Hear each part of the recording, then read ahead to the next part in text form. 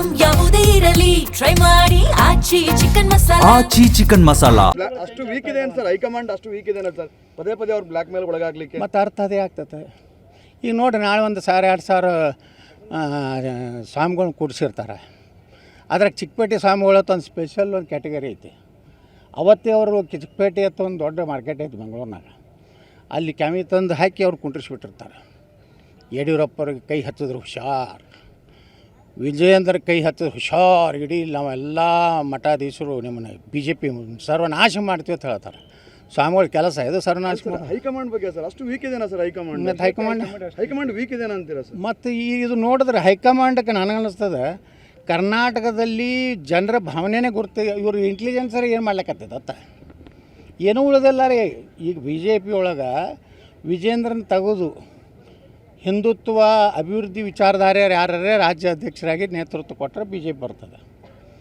ಇದೇ ಯಡಿಯೂರಪ್ಪ, ಇದೇ ವಿಜೇಂದ್ರ, ಇನ್ನು ಮತ್ತೆ ಮನ್ಯಾಗ 3 ಮಕ್ಕಳು ತಯಾರಾಗ್ಯಾರ. ಈಗ ನಾಳೆ ನವಂಬರ್ಗೆ ಒಂದು ರಿನ್ಯೂವಲ್ ಆಯ್ತು ಅಂದರೆ ಒಬ್ಬ ರಾಘವೇಂದ್ರನ ಮಗ ಕರ್ನಾಟಕ BJP ಯುವ ಮೋರ್ಚಾ ಅಧ್ಯಕ್ಷ. ಈ ಮಹಿಳೆಯದ ಪರಪ್ಪ ಪ್ರಯತ್ನ ಮಾಡ್ಯಾರ. ಅದು ಇಲ್ಲಿ ಸಿಗಲಾರ್ದ ಕಾಲ ವೀರಶೈವ ಮಹಾಸಭಾದ್ದು ಮಹಿಳಾ ಘಟಕದ ಅಧ್ಯಕ್ಷ ಯಾರು ಉಮಾ. ಈ ರೀತಿ ಇವ್ರು ಏನು ಮಾಡ್ಲಕತ್ತಾರಲ್ಲ, ಒಂದು ಕುಟುಂಬಕ್ಕೆ ಏನು ರೀ ಇವ್ರು ಏನು ಮಾಡ್ಯಾರ, ಏನು ಕಾಂಟ್ರಿಬ್ಯೂಷನ್ ಐತ್ರಿ? ನೀವು ಹೋಗಿದ್ದೆ ಭ್ರಷ್ಟಾಚಾರ ಆರೋಪ ಮ್ಯಾಗ. ಅವರು ವಿಶ್ವನಾಥವ್ರು ಹೇಳ್ಯಾರಲ್ಲ, ಎಂಥ ಗಂಭೀರ ಆರೋಪ ಮಾಡ್ಯಾರ, ಮಾನ ಮರ್ಯಾದೆ ಇದ್ದವರು. ಇದು ಒಂದೇ ಅಲ್ಲ, ಭಾಳ ಆರೋಪಗಳದು.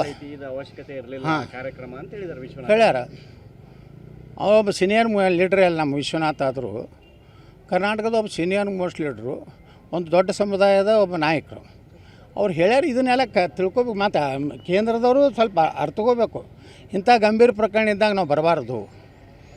ಮೋದಿಯವ್ರು ಏನು ಹೇಳ್ತಾರೆ, ವಂಶವಾದ ಬೇಡ, ಕುಟುಂಬ ರಾಜಕಾರಣ ನಮ್ಮಲ್ಲಿ ಇಲ್ಲ, ಭ್ರಷ್ಟಾಚಾರ ನಾವು ಸಹನ ಮಾಡೋದಿಲ್ಲ. ಇದೇನು ನಡೆದಿದೆ ಕರ್ನಾಟಕ BJPಗಿನ ಬೇರೆ ಆರ್ಟಿಕಲ್ 370 ಕಾಶ್ಮೀರ ತೆಗೆದು ಕರ್ನಾಟಕ ಹಾಕ್ಯಾರ BJP ಒಳಗೆ ಏನಾರ? ಅದನ್ನೇ ನಾನು ಕೇಳಕತ್ತೇನಲ್ಲ ರೀ. ಮೋದಿಯವರು ಇಡೀ ದೇಶದ ಜನರಿಗೆ ಏನು ಹೇಳ್ತಾರೆ, ಕುಟುಂಬ ರಾಜಕಾರಣ ಎಲ್ಲ ಮುಗಿಸಿದ್ರು ಅವರು. ಉತ್ತರ ಪ್ರದೇಶ ಮುಲಾಯಮ್ ಸಿಂಗ್ ಯಾದವ್ನ ಮಗನ ಮುಗಿಸಿದ್ರ, ಲಾಲೂ ಪ್ರಸಾದ್ ಯಾದವ್ನ ಮುಗಿಸಿದ್ರ, ಮಮತಾ ಬ್ಯಾನರ್ಜಿನ ಮುಗಿಸಿದ್ರ, ತಮಿಳುನಾಡದಾಗ DMK ಅದು ಅವರಂತರ DMK ಅಂತ ಎಷ್ಟು ಅಯೋಗ್ಯರು, ಹಿಂದುತ್ವ ಬಗ್ಗೆ, ಹಿಂದೂಗಳ ಬಗ್ಗೆ, ಏಡ್ಸ್ ಇದ್ದಂಗೆ, ಅದೊಂದು ಕುಷ್ಠರೋಗ ಇದ್ದಂಗೆ ಅಂಥದ್ದನ್ನು ಧರ್ಮ, ನಮ್ಮ ಸನಾತನ ಧರ್ಮ ಮುಗಿಸ್ತು. ಇದು ಕರ್ನಾಟಕ ಯಾಕೆ ಮುಗಿಸಲಾಗ್ಯಾರ ಮೋದಿಯವರು? ಈ ಭ್ರಷ್ಟ ಕುಟುಂಬವನ್ನು ಮುಕ್ತ ಮಾಡಿದ್ರೆ BJP 350 ಬರ್ತಾವೆ. ಅದರ ಮಾಡಲಾಗ ಎಂದು ಪುಣ್ಯಾತ್ಮ ಯಡಿಯೂರಪ್ಪ 120 ಅಂದಾನ ರೀ.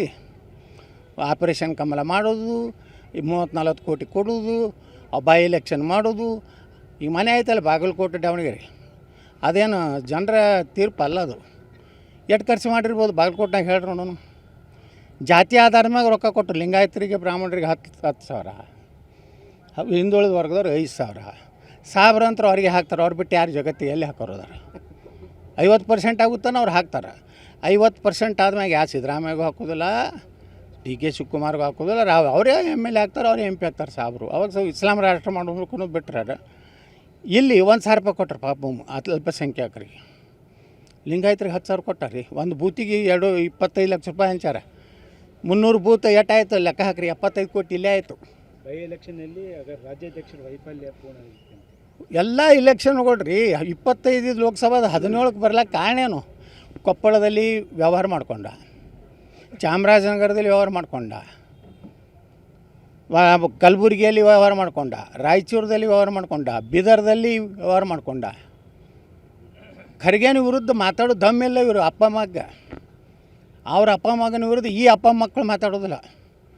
ಅವ ಹೆಂಗತ್ತಾರ ಖರ್ಗೆ ಪ್ರಿಯಾಂಕಾ ಖರ್ಗೆ ಗುರ್ತತಾನೆ ಅವ್ರಿಗೆ.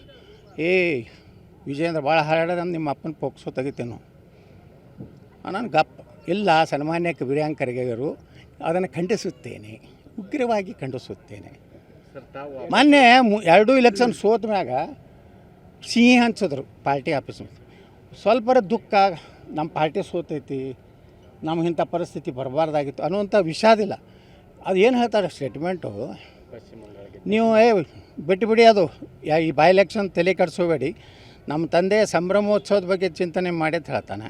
ಪಶ್ಚಿಮ ಬಂಗಾಳದಲ್ಲಿ ಮನೆ ಮಗ್ಗಲ್ಕಿನ ಮನ್ಯಾಗ ಗಂಡು ಹುಟ್ಟದ ಅಂದ್ರೆ ಇವ್ರು ಪೇಡೆ ಹಂಚವ್ರು.